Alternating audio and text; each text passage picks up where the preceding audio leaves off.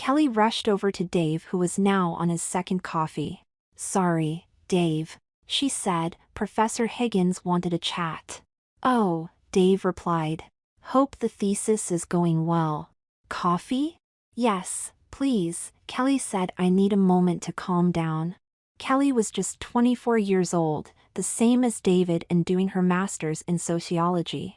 She was 5 feet 2 inches tall, 115 pounds, heavy and fresh-faced without any makeup. She was a natural beauty with sparkling blue eyes.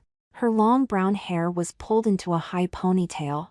Kelly was raised in a small farm town and had won a scholarship to this college. She was writing a thesis based on the topic given by her professor. David was the same age and on a grant doing research in advanced chemistry.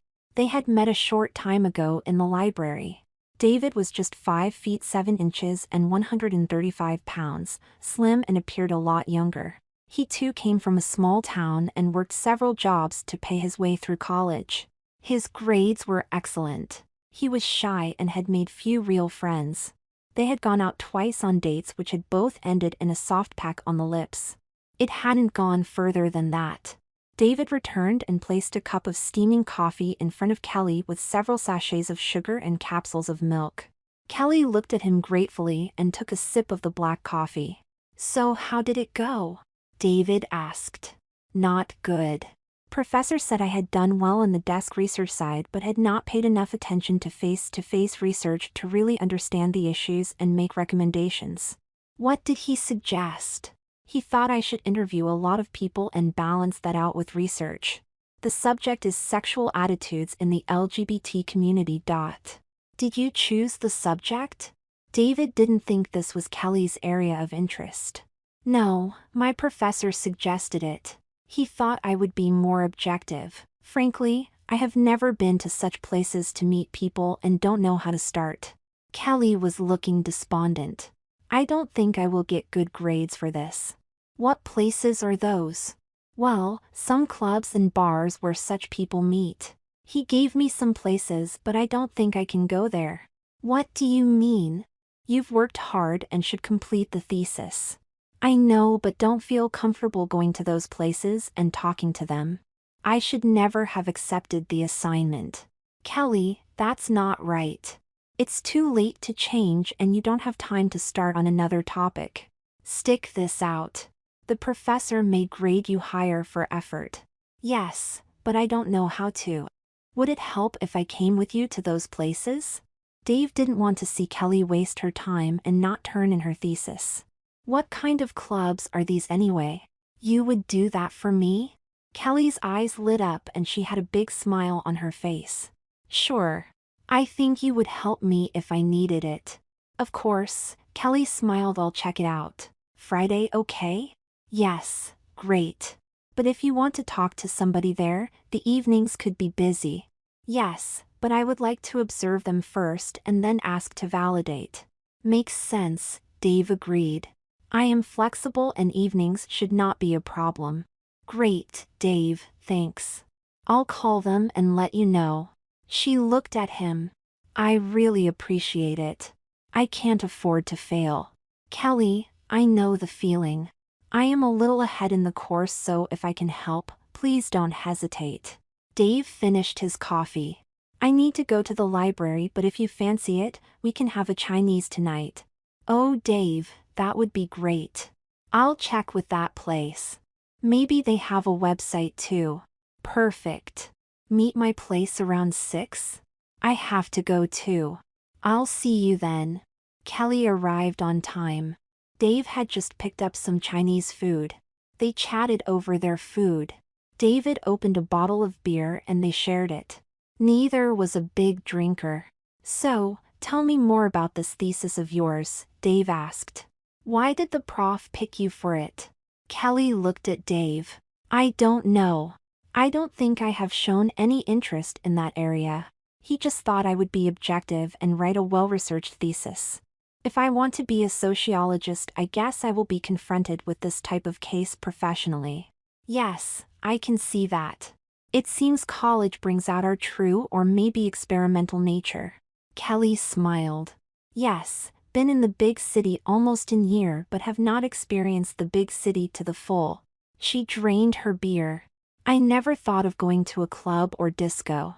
Just not used to it. She smiled at David. Have you been to any? David smiled ruefully. No, working 2 jobs and keeping up my project schedule have kept me out of trouble in clubs.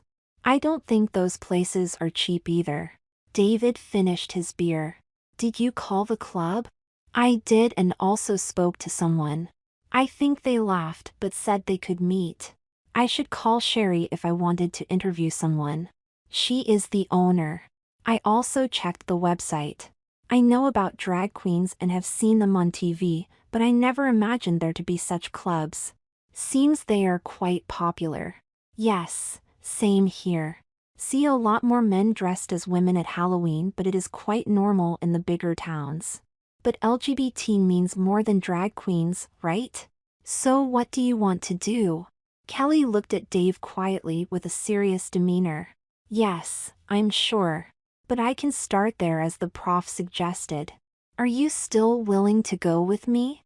Of course. It will be interesting. But do you mean to the club or the interview? Again, Kelly had that serious look on her face. Do you mind? Club first and we'll see about the other. Is tomorrow, Friday, okay? Of course. I offered. Remember? Don't look so worried. It will be fine and no, it is not imposing on me.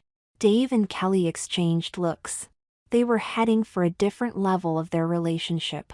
Thanks, Kelly replied. I had better be going. See you tomorrow evening? The club opens at 9 but we can meet earlier for dinner. My treat. Of course. Come over around 7. That should be good. What's the dress code in a place like that? Where is it? Great. I think smart casual would be okay. Not really sure where but I'll find out. Kelly gathered her purse and gave Dave a tight hug. She lifted her face and gave him a quick kiss. Dave tried to insert his tongue into her mouth but Kelly kept her mouth closed. The kiss lasted only a few seconds. Kelly held Dave tight and looked at him. She was reassured by the smile on his face. I'll see you tomorrow at 7, Kelly said and left.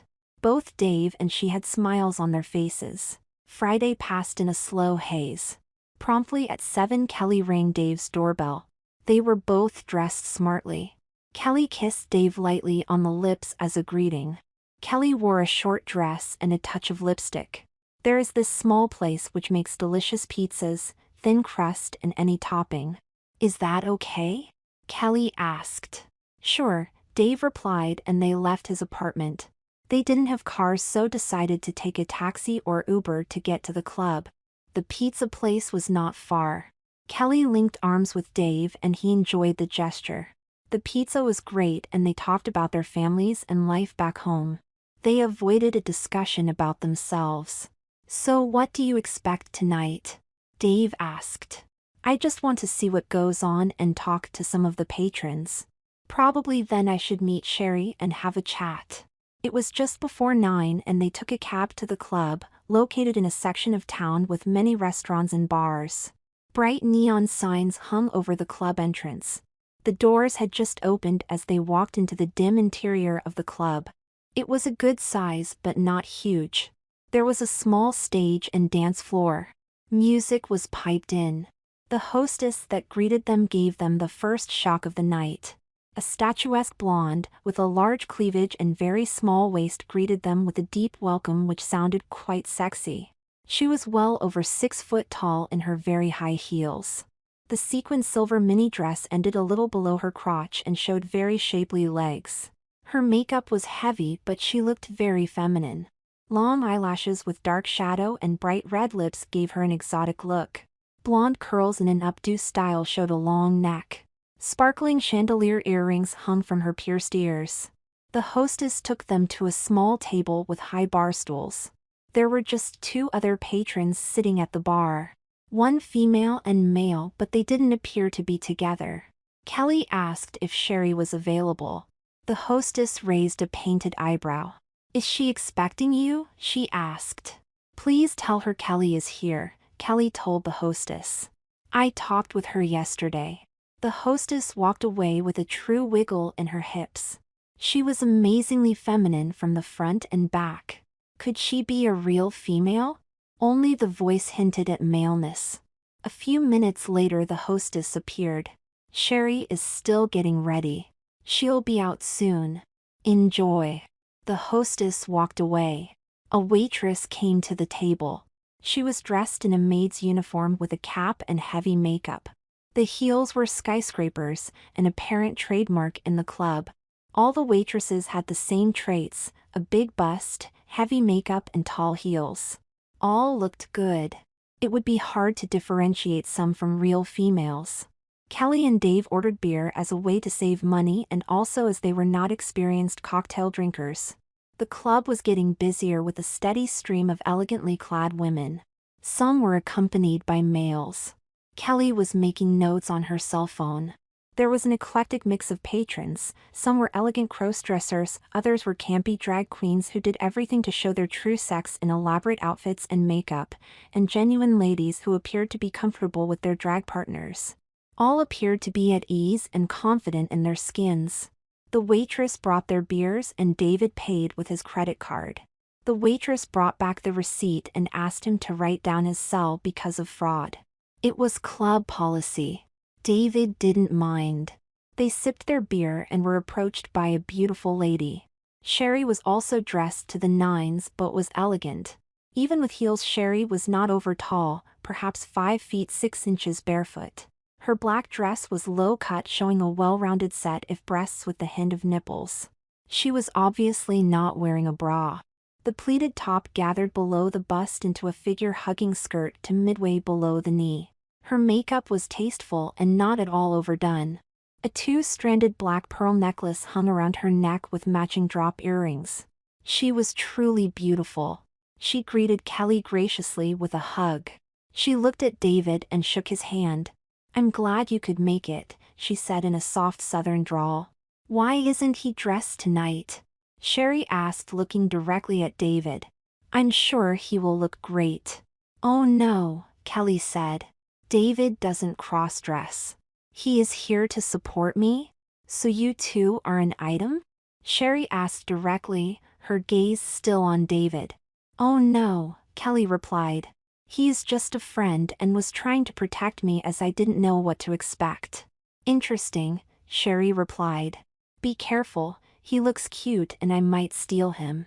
Sherry flashed a big smile showing pearly white teeth. "Kelly, I have to do some things as the show starts soon. But come back tomorrow about 6 p.m. and I'll make time." She paused. "Bring your cutie with you." She hugged Kelly and Dave and mingled with other guests. Kelly and Dave exchanged looks and took a sip of their beer. "Sorry," Kelly said. "Is that a he or a she?" "Nothing to be sorry about. Not your fault. I would say based on this type of club it would be a he. But she is beautiful and amazing. If we had met her somewhere else we wouldn't think twice about her sexuality. I didn't expect her to make those remarks about you either." Kelly looked down. "Kelly, cheer up. I am not offended by her remarks. It would seem to be in keeping with this place. She made an impression though. Are you going to talk to other patrons?" "I don't think so. I can also observe things and can ask Sherry tomorrow." Kelly took another sip of beer and asked, "Are you able to come back here with me tomorrow? It seems you are a hit with Sherry, so it may make it easier." Dave looked at Kelly. It was the first time any female called him cute. He wondered how Kelly felt about it. They had enjoyed a kiss but nothing beyond that. Kelly appeared to be okay with Sherry's comments. "Yeah," he said. "I have nothing on in the evening but need to finish a paper." Dave looked around and saw many beautiful women. He was quite sure they were men underneath, but he admired them nevertheless. They were all well dressed and made up. There were 1 or 2 who didn't try to hide the fact that they were male. His eyes darted around looking at them. Dave wasn't sure if Kelly noticed his distraction. He was shaken out of his reverie by Kelly. "Let's go," she said. "I have some ideas and we'll be back tomorrow." Kelly stood up and left the table. Dave had no chance to reply and followed her out hurriedly. Kelly seemed distracted. She turned to Dave. I have some things I need to do tomorrow. Can we meet here around 6 and meet Sherry? I'll take the bus back and save cab fare. Kelly reached up and kissed him briefly on the lips. There was no intensity or passion. It was a friendly kiss. Kelly was saved from further dialogue as her bus approached. Brad watched her bus leave. He was in a daze. They had been there just about an hour. It was just approaching 10 p.m. on a Friday night. Impulsively he turned and went back in. He didn't have an opportunity to come to places like this often. The hostess had seen him leave with Kelly and come back alone. She welcomed him back with a big smile. I'll tell Sherry you are here. Dave watched the shapely legs walk away. Most of the tables were full now, but he managed to find an empty stool in a corner at the bar. He waited for the rather exotic bartender to catch his eye. She was a tall African-American woman, well-proportioned and with a shapely body. All the ladies here were heavily made up and the bartender was no exception. Just as David was about to order, there was a tap on his shoulder. Would you like to buy me a drink? The voice asked and slid onto the stool next to David's. It was another exotic beauty, seemingly of Asian origin. As with all the other ladies present, she showed a generous cleavage and David wasn't sure how she managed to contain the large globes. I am Alicia, she said with a big smile. David admired her looks but was concerned that his tight budget would not allow extravagant cocktails. He hesitated for a second. Alicia, meet David. He is here to meet me, Sherry said, appearing out of nowhere. Alicia stood up, still smiling. Sherry, if you decide to dump him, please let me know. Till later, David, she said and walked away. Sherry slid onto the stool, touching David's arm. She ordered 2 drinks and told the bartender to put it on her tab. Can't blame her for trying. Sherry smiled. What happened to your friend? Well, she said she had a lot to do and since she is coming tomorrow she felt that was enough. Sherry smiled. A strange way to do research. She didn't seem very happy at my comments. Is she serious about this research? Are you guys an item? No, just a friend. She wasn't comfortable coming to a club on her own, David said. She is doing research and appears to be a little behind. That's interesting. Why is she doing research into a subject involving the LGBTQ community? I honestly don't know. I think her professor thought she would be less biased. I asked the same question. Sherry looked at David and touched his hand. Her loss. You have a lady or boyfriend? And have you been to a bar like this before? Sorry for the questions. No, I haven't a girlfriend, David admitted, or a boyfriend. Never knew this place existed. Couldn't afford to visit one either. Sherry smiled. Drinks are on me tonight. Hope you have an open mind. We give people the chance to enjoy themselves, dress as they please and meet other similar-minded people. Yes, I can see that, David said. I have never met transvestites before.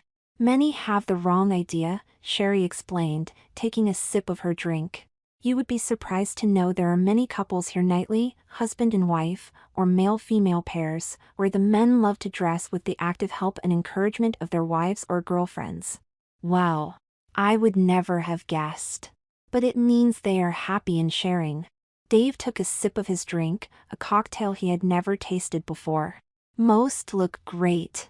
Sherry, can I ask how you got started in this way of life? If it's not too personal. Sherry looked at him and leaned closer. I don't mind sharing with you, she replied, emphasizing the you and taking a sip of her drink. She looked hard at David.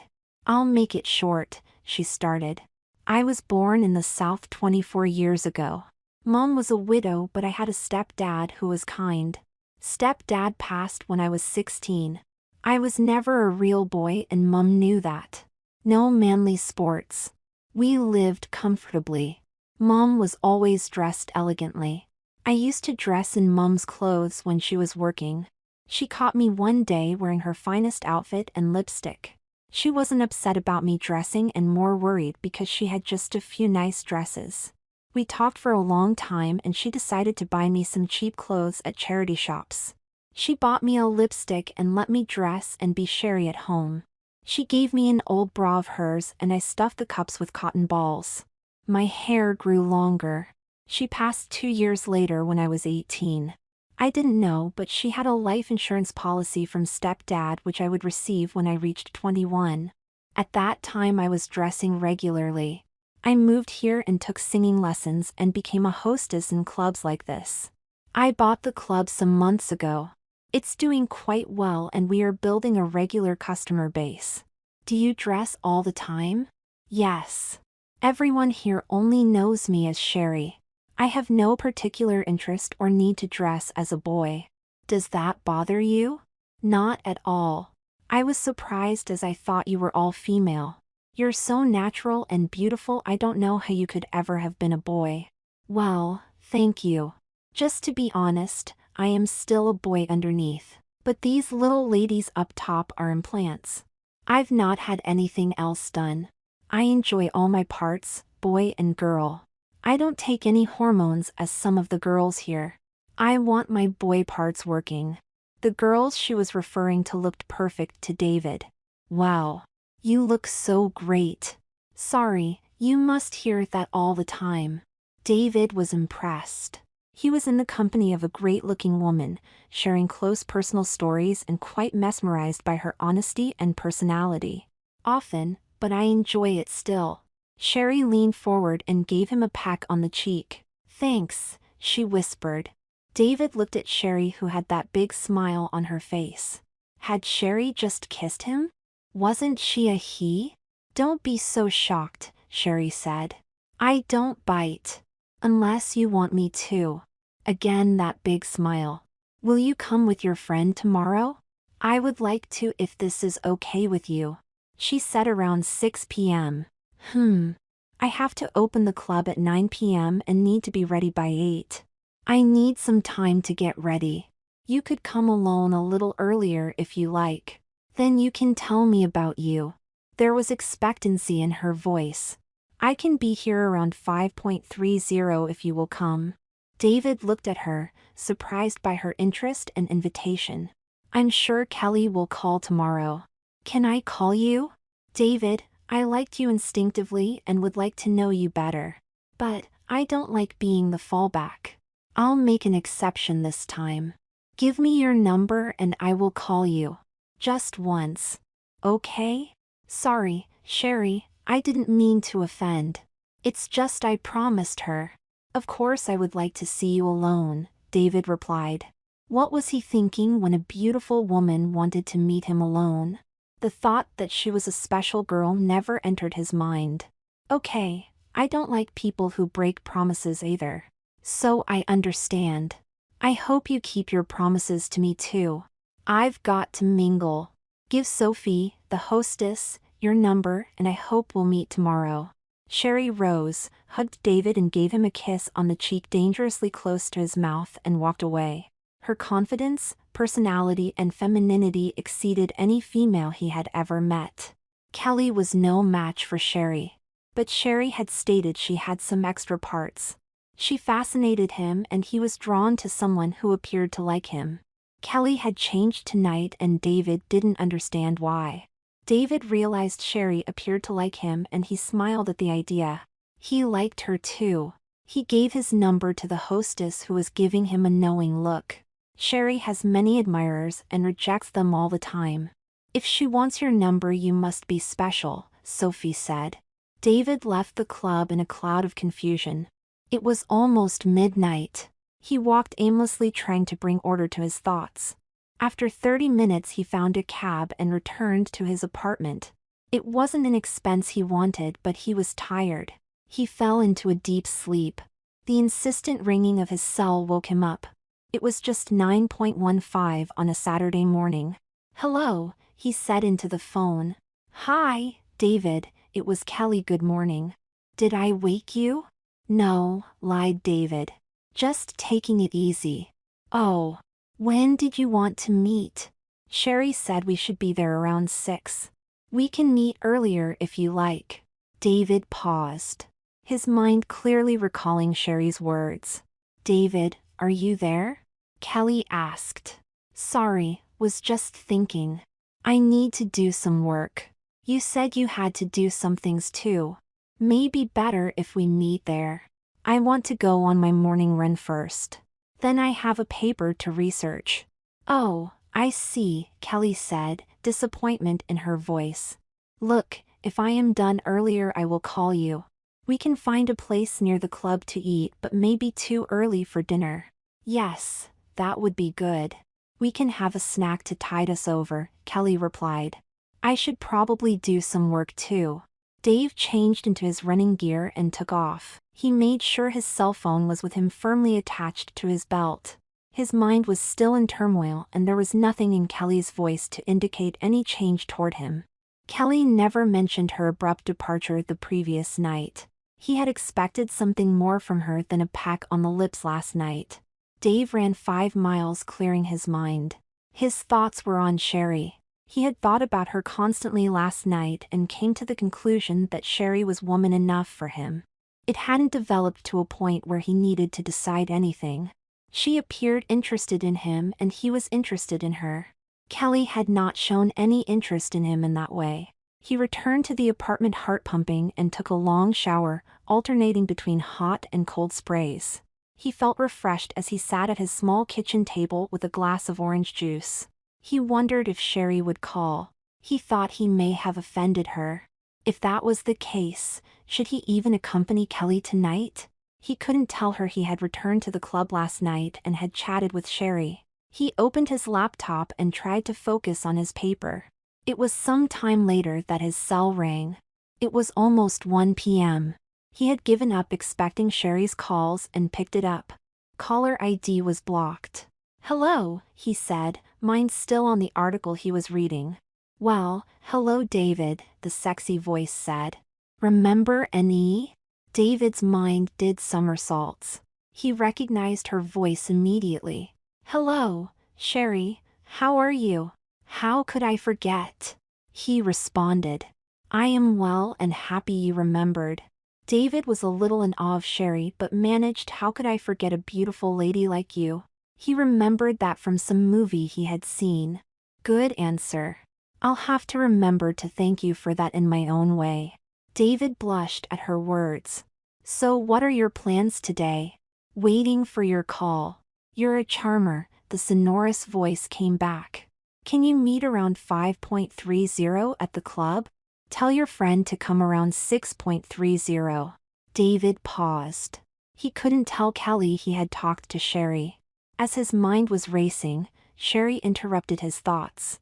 You can tell her the club called you as they found your number on the credit card. Sherry paused. No, I didn't check your card, she said with a laugh. I'll be there, David promised. I'll try to reach Kelly. See you later, David, Sherry said in that sexy voice that hinted at many possibilities. He forgot his confusion over Sherry's sexuality. A beautiful girl appeared really interested in him. He couldn't think of her in any other terms. David called Kelly and explained they would need to meet Sherry a little later. How'd they get your number? Kelly asked with a slightly raised voice. I asked them that too. They got it from that credit card slip.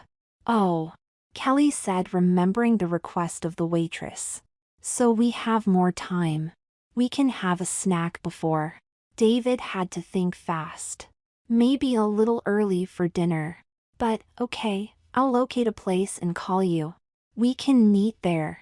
Great, Kelly said and hung up.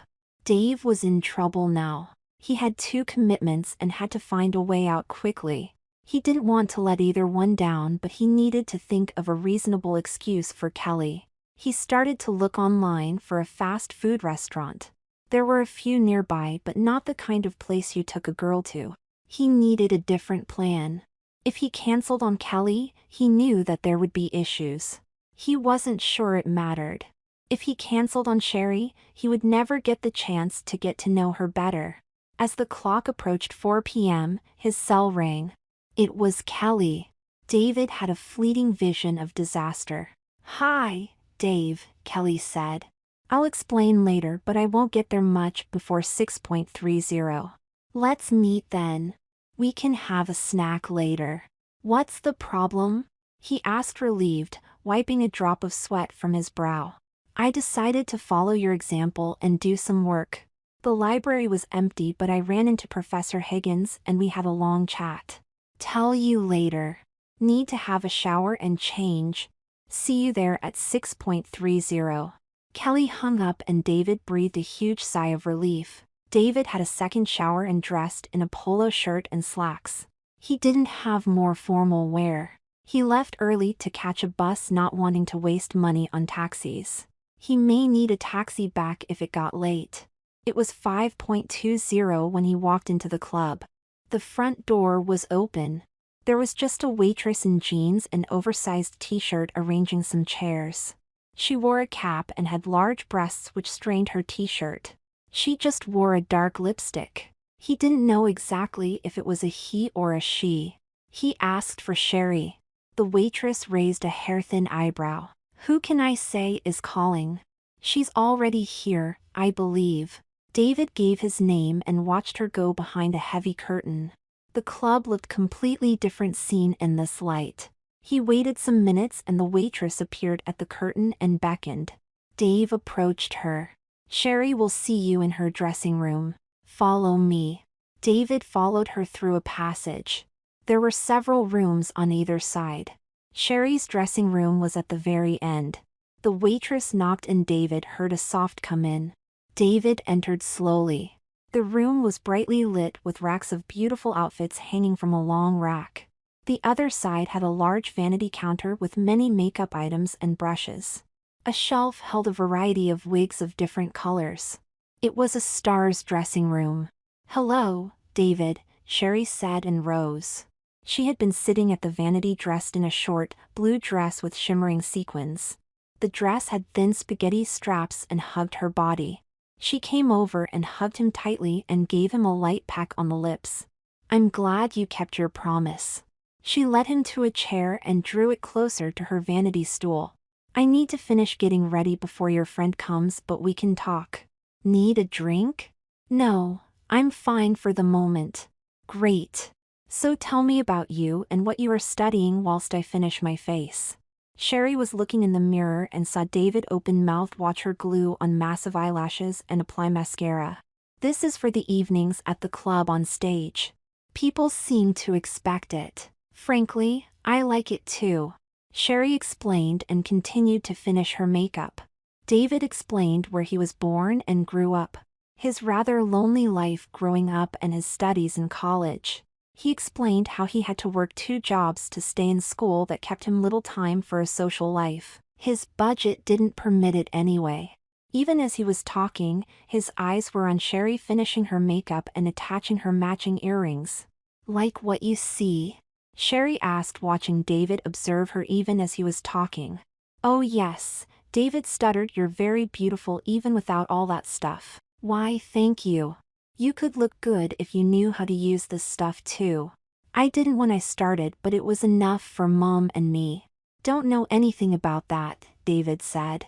It was interesting to see so many men dressed up last night. Some of them looked so good. Yes, I can understand.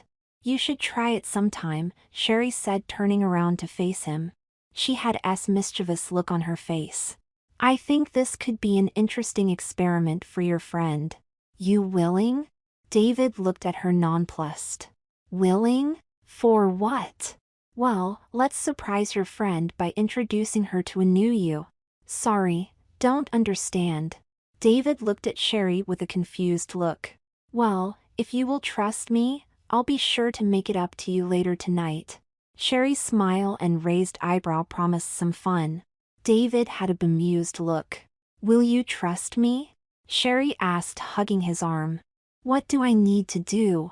David wasn't sure what Sherry meant, but that hint of fun later persuaded him. Your friend will be here soon and I promise to chat with her. You go with Sophie and do exactly as she asks. Will you do that for me? She drew out the me. Sherry pressed a button and asked Sophie to step in. Sherry held David's hand and gave him a peck on the lips. There was a clear mark where their lips had touched. "Trust me," she said. There was a knock on the door and Sophie entered. Sherry smiled at her. "Sophie, are you ready?" "Yes, all done. Just checking on things." "Great. Would you please take David here and show him how great he can look? Get Samantha to check in your place." Sherry stood up and whispered into Sophie's ear. David couldn't hear what Sherry was saying but saw Sophie's face break into a big smile. The intercom sounded and Bobby advised that Kelly was here. Sherry told her to ask Kelly to wait a few minutes and she would ring when ready. "Go with Sophie and I'll see you soon. Remember, please do as Sophie asks." "Okay. Remember my promise for later." Sherry hugged him. Sophie took David's hand and led him out. "Relax, it'll be fun," she said and led David to another dressing room shared with a few other girls who were in various stages of undress. Nobody seemed ashamed. Some had large, naked breasts with something dangling between their legs. David was mesmerized by all of this and obediently followed Sophie's instructions to strip. Sherry buzzed in Kelly, who appeared to be in panic. "Sherry, have you seen David?" "I can't see him." "Yes, I saw David briefly. He is helping Sophie whilst we chat." "They should be done by the time we're through," Sherry replied. "Don't worry. He is in good hands. Please sit and ask away. I need to complete my dressing." Relieved, Kelly sat down and took a small notebook out her purse. "So I wrote down some questions and made some notes from yesterday." "Shoot," Sherry said and sat on the vanity stool. She looked in the large mirror, ostensibly checking her makeup and making small adjustments. She could see Kelly clearly in the mirror. Kelly reeled off the questions about Sherry's history and how she got into this lifestyle. Sherry responded in less detail than she provided David the previous night. Then it got into more intimate questions. "So what is your sexual preference?" Kelly asked. "Who are you most attracted to?" Sherry looked at her. "I am attracted to people. Just because I choose to dress this way doesn't change my anatomy." There was a short pause. "Do you like boys or girls?" Sherry asked. Kelly was surprised at the question. "Boys, of course," she replied. "Interesting. So if your David decided to dress as a girl for Halloween and looked hot, would you take him home and ravish him?" "No. He would never do that. And he is not my David. He's just a friend." "Okay, so hypothetically then, would you do that?" "No, I wouldn't." Kelly was adamant. "So, you don't care if he has a penis underneath the dress, you only care how he is dressed. That determines your sexual preference?" "Well, no, but..." Kelly began. "I'm guessing you haven't slept with him yet," Charisse said with a smile. She could see Kelly flush red with embarrassment. "No need to answer," Sherry said with satisfaction. "If I am attracted to a person, what is between their legs matters less." "But I don't think you can understand that." "I don't think that's fair," Kelly retorted. "I am not ready for a physical relationship with David or anyone else." "Fair enough. It would be your loss. I don't think how I live my life is so different to yours. If you were attracted to a boy, you would try to satisfy him, wouldn't you?" Kelly nodded yes. "In my case, if I am attracted to a person, I would satisfy my partner however they are dressed and whatever they have between their legs." Sherry smiled at Kelly's obvious discomfort. "Okay, but you're not into girls, right? You want to be a girl and look for men." Kelly smiled, thinking she had trapped Sherry. Sherry smiled. "It's not a case of I want to be. I am a girl. I don't need to look for men. They look for me and I am very picky. You have 3 openings to satisfy a partner. I have only 2, but I have something that can get hard and can give a lot of pleasure, something you don't have. So we each have 3 ways to provide pleasure. Doesn't that make me equal to you?" "3?" Kelly asked. "Of course. Your mouth, pussy and arse. Which do you prefer?" Sherry knew this would annoy Kelly. "I don't think that is relevant. Don't tell me you're a virgin. Have you blown a guy?" "No, yuck, I won't put a boy's thing in my mouth, and it's not what I came to discuss. You don't know what you are missing. I guess you haven't had any real relationships yet, even if you are in college. I just want to find out about your preferences. Kelly tried to bring the conversation back to her subject. I explained that. You will see cross-dressed men here who are with girlfriends or wives. They are happy for their partners to dress as they please and help them even. There are cross-dressers or transvestites, transsexuals, and those who have transitioned. Men who cross-dress are not necessarily gay or promiscuous. Some cross-dressers do want a man and are happy to be treated like women. They know how to please their partners like any woman would. I don't understand the need to cross-dress, Kelly confessed. You do dress differently when you go to a fancy restaurant or club, don't you? You want to feel good. You would dress for a hot date, wouldn't you? Or dress to attract a sexual partner. So where is the difference? These patrons dress to make themselves and their partners feel good and to enjoy themselves. Yes, but I don't do it to attract girls. I prefer boys. Kelly was quite adamant. Sherry was at the point of stating that dressed as she was, she would not attract men or women. I doubt you have a boyfriend with the views you have. You have a specific idea for your ideal boyfriend, right? Of course. So you would only be attracted to, say, tall men with blue eyes. Kelly nodded. Well, males decide on whether they are attracted to big-breasted women or short-haired, or as tall as they. Do you agree? Of course all men are looking for women like that, Kelly replied. So, if I follow you, you are not looking for a man like that. So what is your preference so we can compare? Sherry asked. Well, I want someone normal, kind, educated with a good sense of humor. Kelly was smiling. She knew Sherry had a different view. So it doesn't matter if he has a small penis and can't pleasure you. Or if he likes to dress differently. Of course it matters. I wouldn't enjoy that. And I don't want him to dress like the people here. Well, David doesn't seem to attract you and he is all that you appear to want. Sherry stood up. She looked hot and Kelly could see why men were attracted to her. You seem to have a prejudice about people like me and I am not sure how you can be objective. You probably never had a close girlfriend either. Sherry was being deliberately provocative. I have opinions, Kelly fumed. I don't understand why people need to dress like this. Sherry stood up. Isn't that what your professor wants you to research? Professor Higgins comes here occasionally. I am sure that's why he sent you here. You should talk to some of the married couples here where he dresses and looks as hot as his wife. They are happy. Sherry saw Kelly's face fall. I think I need to go see how things are. We open soon. We can talk later, but do you have any more intimate questions? I'm glad David is not here or you probably wouldn't answer openly. I think I have enough, Kelly said, putting away her notebook hurriedly. Maybe David is done and waiting. Yes, why don't you wait in the bar area? I'll tell him as soon as I see him. I'm sure he will be there as soon as he can. Sherry smiled to herself as Kelly left. David had told her the truth. He and Kelly were just friends. Nothing sexual had taken place. Was David a virgin? Her mind raced. Sherry couldn't wait and called Sophie. How much longer? She asked. Few minutes, came the reply. Sherry touched up her makeup, applying lipstick more heavily than needed and many layers of gloss.